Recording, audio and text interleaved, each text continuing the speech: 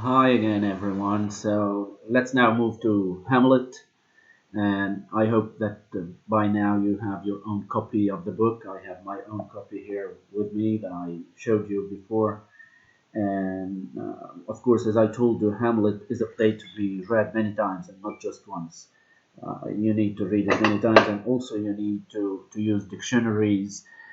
We said that it was written in early modern English or Shakespearean, what we call Shakespearean English, also 70, the beginning of the in the beginning of the 17th century. And sometimes, of course, some expressions are not easy to understand by modern speakers of English. We could see a lot of influence of the French language, but it's also a very formal language. It's not an everyday language, so you also have to check some words as you read on. But you have to read, as I said. So read it, please, if you haven't read it yet, and read it again if you finished reading it. And since, of course, it's been a while since we last met, probably it would be a good idea to make a recap of what we have seen so far. We dealt with the opening scene, then the second scene, Act One, Scene One, and Act One, Scene Two. And normally we're supposed now to move to Act One, Scene Three. Although we started with Act One, Scene Three together, I remember, but. Uh, just a little recap of what we have seen concerning scene one and scene two, because scene one, as I told you, is a very important scene in most plays because it is the opening scene. It's the scene that is going to make you discover what the play is about. Not the whole plot, but it's going through this first scene. You're going to have a first idea about the language used, but the setting, of course, you have a description of the setting, and you have a description of the different characters, but also the language, and you are introduced to the atmosphere of the play, and also to the theme, some of the themes. Scene one, you remember that scene, of course, in which we have the guards and the the discussion that took place by night and with the night shift between the guards of Elsinore, and that atmosphere of opacity that I told you about, an atmosphere of darkness, ambiguity. It was physical ambiguity, of course. It was night, and you have to imagine, of course, it's in Denmark in winter. So that was physical opacity, physical ambiguity, physical darkness. But of course, as we said, it has also metaphorical meaning. It's also about the metaphorical ambiguity and absence of clarity in the whole play. This opacity, this feeling of uncertainty also. We're not sure about things. We're not sure if the ghost exists or not. We're not sure about the reality of the events, if the king was murdered or not, etc. So all this is one of the major aspects of the play. This, of course, aspect that is related, as I said, to the absence of clarity. It is both physical in the beginning of the scene, and then it becomes very clear as a theme. The absence of certainty and absence of clarity, of course, concerns mainly the protagonist of the play, Hamlet himself. Hamlet, of course, as we said, one of the themes of the play is procrastination, and one of the dualities, there are many dualities in this play, is the duality between thought and action. People are usually divided into people of thought or man of thought and man of action. And we can also, for example, think about the relationship or the opposition between Laertes and Hamlet as an illustration of this duality between a man of action and a man of thought. Hamlet is a scholar, and he is a man of thought. I believe Laertes is not really a man of thought. He's a man of action. He wants to take action, etc. So, as I said, the first scene gives us an idea about the language that Shakespeare is using, but also about the atmosphere, the setting. The setting is described, but also the setting is explored throughout the text in the first scene. Then we also spoke about of course, the first scene. Of course, we had also the ghost, the first appearance of the ghost, and we're not sure. With the end of the first scene, of course, we are left undecided about the reality of that ghost. By the way, one of my teachers, late Professor Hedi Sood, who is from Mahdia, by the way, he also wrote a very interesting article, and the title of the article was "The Reality of the Ghost in Hamlet," if the ghost was real or not. So then we move to the second scene, and in the second scene, also we have a very important uh, let's say, a very important environment, a very important introduction also to the story. Because now we are with scene two, we are not only introduced to the setting, but we're introduced to the story itself. We now start to understand what the story is all about. Well, you remember scene two. If you, by the way, if you don't have the book with you, please bring it. You can pause the video and bring. And if you haven't read these three scenes, first three scenes, please reread them. Also, if you read them, so before you start watching this video. So I said scene two. Now we are, of course, in the presence of the king, the new king. We are in a room in the state in a room in the castle. Sorry, the room of state in the castle. And we here are in the presence of the king himself, the new king, but also Gertrude, his wife, his new wife, also newly married. But also we have, of course, Hamlet himself, Laertes, and some other attendants to the king, attendants, people who are attending the royal court, and servants, etc. So the scene two, uh, as I told you, we have in this second scene like what we could call today the inaugural speech of the king. I told you this. Whenever a president or ruler comes to office, whether through election, through succession, if it is a kingdom, then usually in all countries there is what we call an inaugural speech. The first speech of the president, of the new president, of the newly elected president, or the new king. The first speech is very important and very symbolic in all countries, and not only in drama, but even in reality. While you can think about, of course, the experiences that we have in our own country with new presidents and with the first speeches of these new presidents. Because that first speech is going to be a kind of definition of the rule or the reign of that king, of that ruler, of that governor. It's going to describe. First of all, we're going to have an idea about him.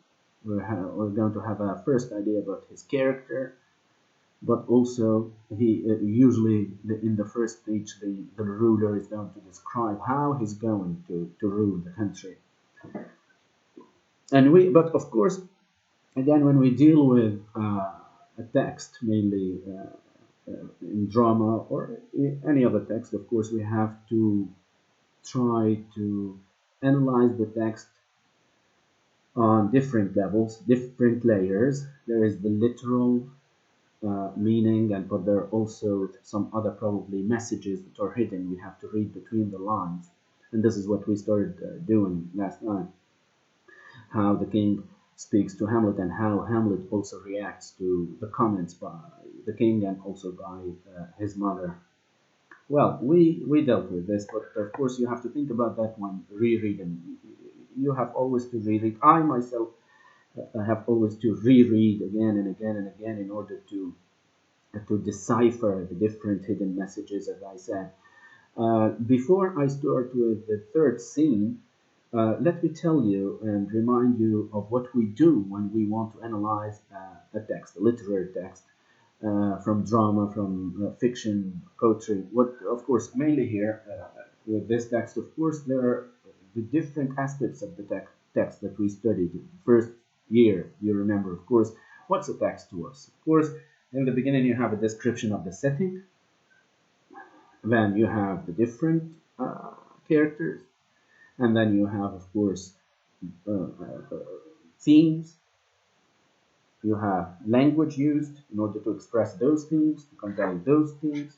You have also the plot, and when we speak about the plot, of course, in a tragedy, this is a tragedy. Of course, the conventional plot of a tragedy, according to Aristotle in his Poetics. And also, this is, of course, more or less the same plot, the same structure of the plot that we find in Shakespearean tragedies, and not only in Hamlet, but also in King Lear, in Macbeth, etc. So plot and the traditional plot of a tragedy, when tragedy means there's always a crisis, there's always a problem to be debated and to be fought probably over inside the play. And so the plot is the development of that crisis, that problem, that predicament to the hero, to the protagonist. The protagonist, of course, has always an antagonist, an enemy, and that's the crisis between the two. And in this case, we can say, of course, that the protagonist is Hamlet and the antagonist is Claudius, the king, the new king, who is accused of killing the old king. So you have the introduction of the crisis in the beginning of every classic tragedy, a presentation of the crisis, gradual presentation. In the beginning, there is no big tension in any tragedy in the very beginning, but we start to discover that there is a kind of crisis, and gradually this crisis becomes more and more tense between the different characters. And then we grow in tension with that crisis. It becomes clearer and clearer, and it becomes more and more obvious until we reach, of course, the climax of that tension between the two antagonists, between the two enemies, adversaries, so to speak. And usually in a tragedy, the climax is a fight, and usually it ends with death. Usually, that's almost the case with most classic tragedies. And this is what we have also in Hamlet, if you have read the whole book. And after that climax, and death, usually, you have a fall of action. And there is also, according to Aristotle again, because Aristotle, as you know, focused on the impact of tragedy on the audience, which is something extremely interesting. There's also the feeling that now things are over. Now we are moving towards peace.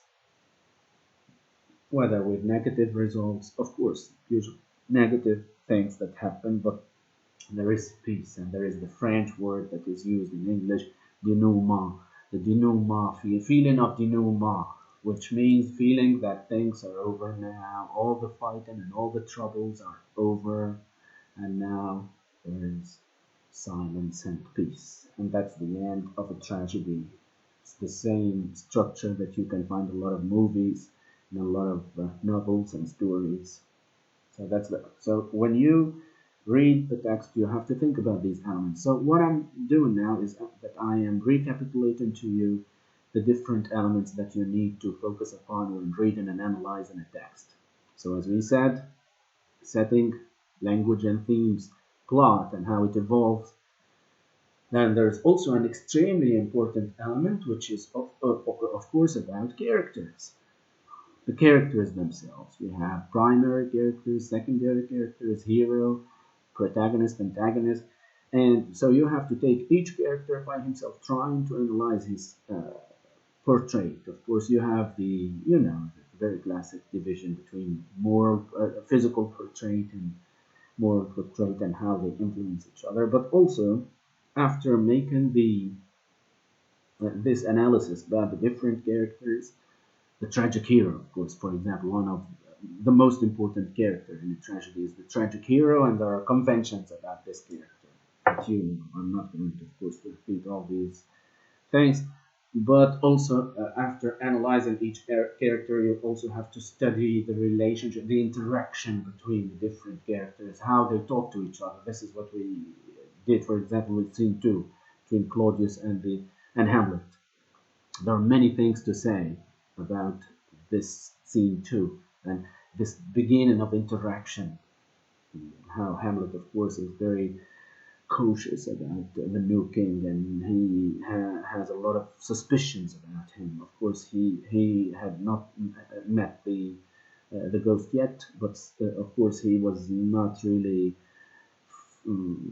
satisfied with this new marriage, which was a hasty marriage, he said, and things are not okay for him.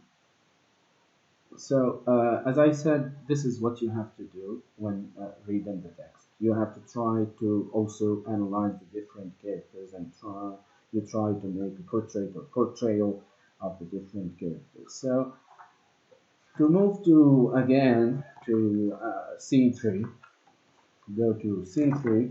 Scene three is also, I believe, very important in the play. Major theme in this scene three is the relationship between father and son, father and daughter, and also daughter and son, or brother and sister, let's say, brother and sister. So here it's about family relationships in this context, but also in the Elizabethan age, family relationships and social conventions, not very different from what we have today. You have, I think, the passive role of the woman who is supposed to be receptive of advice, and this is what we have in scene three. That the woman first endures, if so to speak, the comments and advice of her brother, and then she endures the comments and the tips of her father. And here we have to, I think, to draw the portrait of the different characters, and I think the most important character in this scene is Polonius. Polonius, of course, is one, I think, of the key characters of the play. Many studies of this character. As I told you, hundreds, if not thousands, of studies on Hamlet in general, hundreds of different performances of the play. And Polonius actually occupied a very important role in these interpretations and also in these readings and studies of the play. So in the beginning we have Laertes. You open your book, you have Laertes and Ophelia, and I told you before about this. So, like speaking about the story of Ophelia and Hamlet, it's rather a love story. It's like the uh, Phelan version of Romeo and Juliet. It's like a parody of Romeo and Juliet. And here, uh, when we try to draw the portrait of Laertes, we can do that through studying his advice to his sister.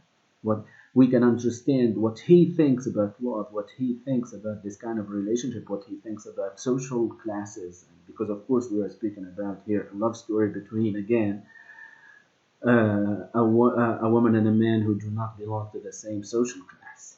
Like of course many other stories, traditional love stories, of course. We can say, I think, of course, when I read, I'm going also to give my own personal interpretation, but you can discuss that. In general, when we interpret a text, a literary text, of course, you are free to give your own opinion, your own interpretation, but the most important part is not that. We can say anything, everything we want about any text, but the most important thing is to defend your point of view, to defend your interpretation. When you say something about a book, you have to justify that, to show the arguments that made you believe so. See what I mean? So here, what I could say about Laertes is that he is not really a romantic character, I believe. He is strong. As we said later, we will discover that he is a man of action. He's not a man of thought. He's not a philosopher like Hamlet himself. We could say that Hamlet is kind of philosopher. He's a man of thought. A man of education. He's educated, of course, but also he's thinking probably too much. And this is what led to procrastination, not doing action. As I told you before, there is a kind of opposition between action and thinking. Uh, uh, Maybe we were not aware of this before reading Hamlet, that there could be a kind of opposition between thinking and doing. As if when you think, you don't do. When you overthink, maybe you overthink things, and then you are not doing things when you think twice. Mainly when it comes to themes like revenge, like justice.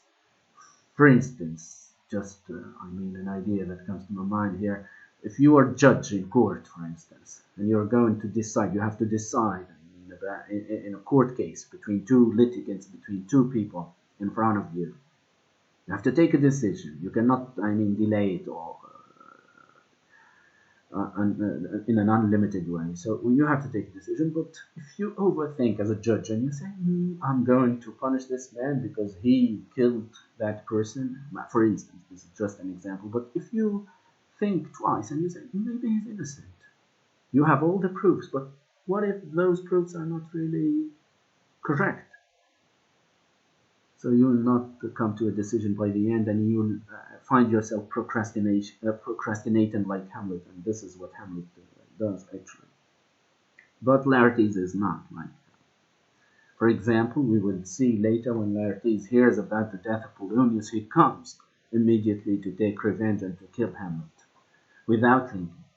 The Laertes in that case did not go through the same crisis that Hamlet witnesses.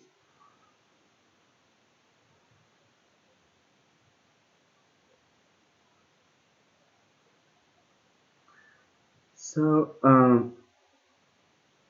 what we uh, said about Laertes